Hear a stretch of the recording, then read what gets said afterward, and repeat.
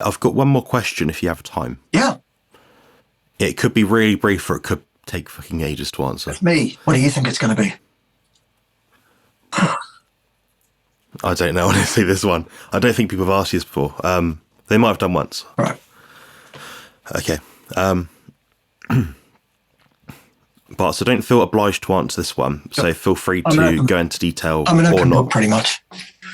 Go for it. Okay. So we had a little chat just a very short while ago, and we're talking about our ability to navigate the universe. You had the idea or the belief that what we put out is what we get back effectively. So it's kind of like a good karma kind of thing. Yeah.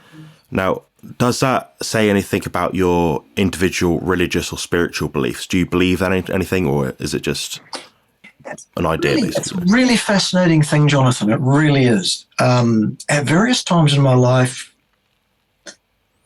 I have been very, very unshakably, very absolutely of one opinion. And then various things have occurred at various times which have given me pause to think, oh, hang on just a minute. How would I rationalize and explain that, given my so-called, so strongly held belief? That would seem to be potentially incompatible, or at least vastly, vastly unlikely to have occurred purely in a given way. The more I understand, the less clear I am on this issue, which is interesting. So throughout most of my life, I've been very highly, very strongly of the opinion that there's no God per se, that religion, generally religion and religious teachings are in error at best and outright evil at worst, some of them. In fact, counter to what they profess to be, depending on from religion to religion, because there are different teachings in different schools of theology, I guess, or different churches, different religious sects, whatever. But yeah, as a young person, and I grew up in a family that has very, very strong threads of being involved in religion. Two of my uncles were ministers, for example. So I've had that input. I did the Sunday school thing. I was a member of every boys' rally, for example. So that gives away the particular breed of religion that my family was involved with, and still is, a lot of them. I was always of the, no, this doesn't work for me, this doesn't make sense, this can't be right. And I was the guy that would make all the arguments poo-pooing the belief structure at its very core. And I was always about what's possible, what can be scientifically explained, what's logical, could that possibly be right, sort of thing. And I was always very clear that none of what was in the good book could be right. A couple of things happened in my childhood that did at various times make me think, oh, wow, that's interesting. Example, there was one time when I was bemoaning, I guess, being in a grief situation because our cat had taken off and disappeared. And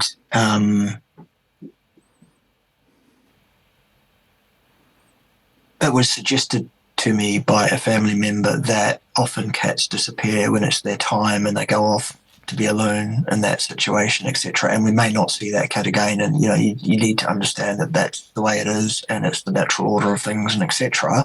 It's all part of God's ineffable plan, of course. But I might consider asking the man upstairs whether or not he would be acquiescent to perhaps maybe I could have the cat back, should that be part of his plan at all. No sooner had I made that request in the manner that I was told this is how you do it, no sooner than I'd done that, this cat that had been missing several weeks, scratch, scratch, scratch, scratch, meow. Spooky possums. That's always stuck with me as a, well, that's interesting. Okay, coincidences do occur, but what are the odds of that?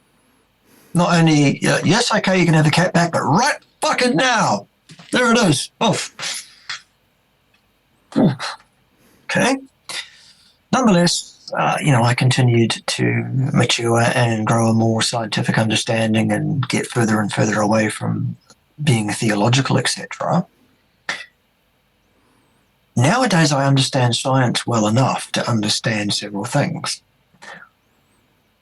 One of the things that I understand about science much better than I ever did, and much better than most people still do, even most scientists, is that science has its limitations. Serious limitations. And, there is only so much science can do. Much of what is beyond science. You can't deal with that with science. You can't answer. I mean, science cannot actually establish that we exist at all, even down to the fundamental physics, the quantum physics involved in this. There is an equivocality to our very existence. Physical matter might not actually even exist. Time and space might be an illusion, space-time. An illusion, not real. Maybe it's just a perception. All of that. So I understand that now, and it's like, well, okay. Nothing in science precludes the possibility of some kind of infinite intelligence, perhaps God, directing the show in some way, saying, well, let there be light, for example. And there was, and it was good, and all of that. Fine. Yep. Okay.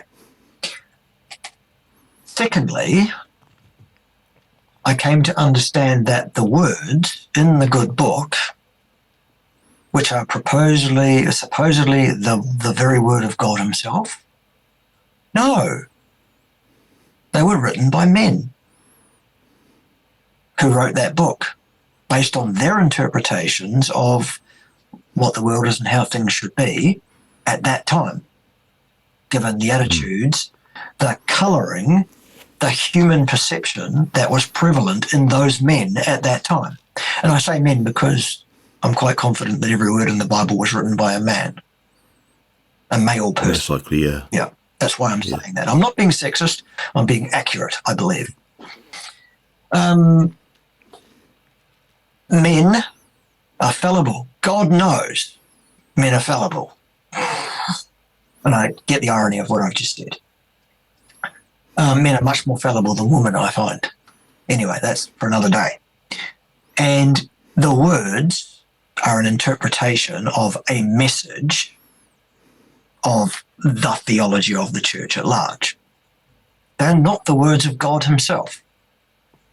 And as such, they are coloured, they are a perception. So the Bible, for example, says that the earth was created 6,000 years ago. Without actually saying that explicitly, what they've done is they've traced back Adam and Eve begot this one, and they begot that one, and they begot that one, and they lived for this number of years, and that number of score, and that many, and blah, blah, blah, and they've backtracked it all and done the math and gone, all right, well, the earth was created. Adam and Eve was created by God 6,000 years ago then. We know that's false. Absolutely, unequivocally, definitely false, as per what we can physically perceive by looking at our science that looks at the reality of the situation, which, as I've already said, we actually can't establish other than by its internal consistency with what we observe.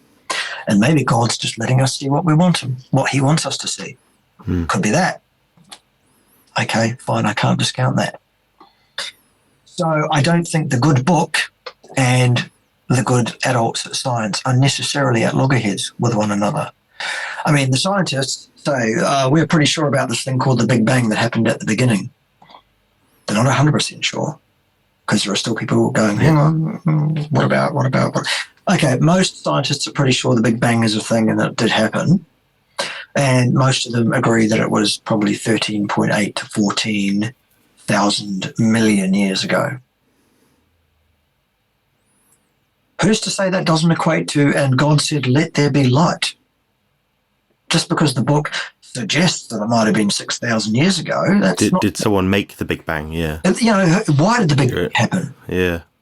Why, when you look at the properties of the particles in particle physics that so-called make up our reality, why do they have those properties?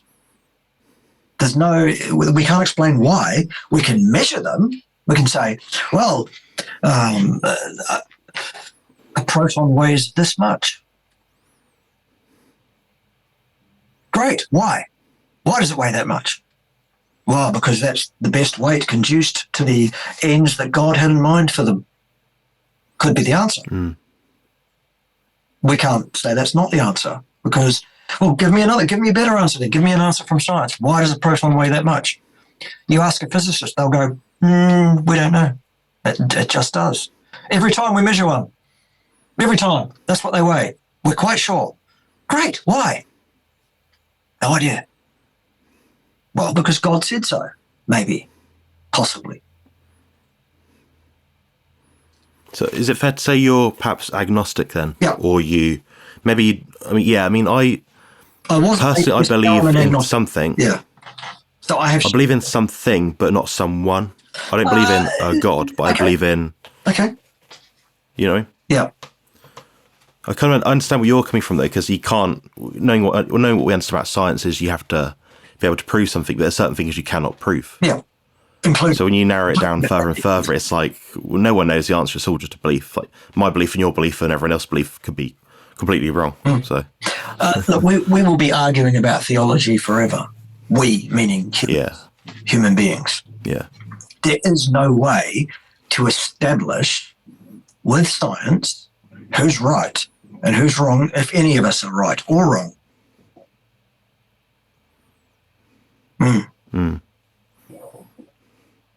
It's be a mind bender for the viewers, I'm sure. Perhaps. So yes, I was very much an atheist, and possibly a bit nihilist, really, to be honest, and also definitely very surly, very teenage, and very, very angry with the world. I was. Now, not so much an atheist. Now more agnostic, open to whatever blessings the universe feels that I'm entitled to. In my experience, in my just over 51 trips around the sun, I have found in my experience that generally people do get what they deserve at some point, and they get paid commensurate with the service that they provide at some point. Now, whether that's being accounted for by God or by the universe in some other way, or whether or not that's just purely a matter of some law of compensation that we don't understand, that people attract payment exactly commensurate with service. Don't know. But what I do know is that when I was younger and had a much more belligerent attitude about everything, and was much more about what I want and what I need, and much less about serving others, I did not succeed. I did not get what I wanted. You don't get what you want because you want it. You get what you want because you have earned it in some way. And anyone that's given something that they haven't earned generally will find that thing slipping through their grasp at some point too, because they haven't earned it. Ergo, they don't respect it. Ergo, they don't look after the thing properly, and it falls to bits in some way. People get what they deserve every time in some way. Yeah. I guess almost like the harder you work or the more you earn something, the luckier you get. That's what people say. Which kind of destroys luck as a principle itself, I guess. But well, I mean, if you're a determinist, you would understand that there are only so many degrees of freedom that exist. Now, that's a huge number. It's a massive number, but it's not infinite. Ergo, there are people who are determinists who say, from the moment of the Big Bang, everything has progressed and proceeded in exactly the only possible way it could. There is no luck. There are no odds of anything. It is what it is, and what will be, que sera, sera. I'm kind of, well, I get that. I understand the logic of that. I also feel like I have free will and I have the ability to make choices, to which the determinists will say, well, they've already been made. They're already preordained. You just didn't realize that. It's an illusion.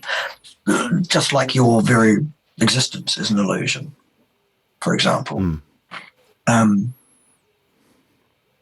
I still feel like each of us can make a choice from now. We can draw a line under everything that has passed, because that is now no longer something that we can affect. The future is either predetermined and preset or not. It doesn't matter, because the future actually never arrives. We exist in a exact instant, a series of those instants, for as long as we are allowed to exist by the universe or God or whatever it is. And what we have in our hand are the cards that we have at that time, at that instant. And we can play that card or that one. Or at least we believe we can. And believing that we can means that we can physically, if physicality exists, which we can't prove that it does, we can take that card and put it on the table. And that changes what our next instant will be, but we'll still be in that instant at that time.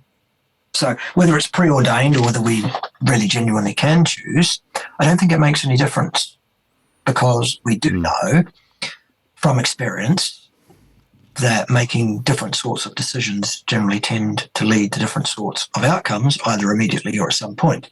That's why we have ethics, morals. That's why we have a sense of right and wrong. We have a compass that tells us you should do this and you shouldn't do that, because it serves us to have that compass. And people that don't have that compass, well, they get what they deserve at some point. I think that covers it.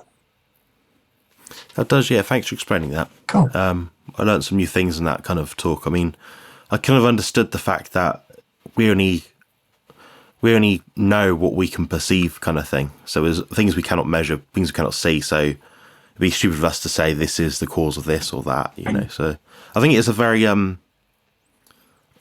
obviously me saying this 27, nearly 28-year-old guy talking to a 51-year-old gentleman is a very mature approach.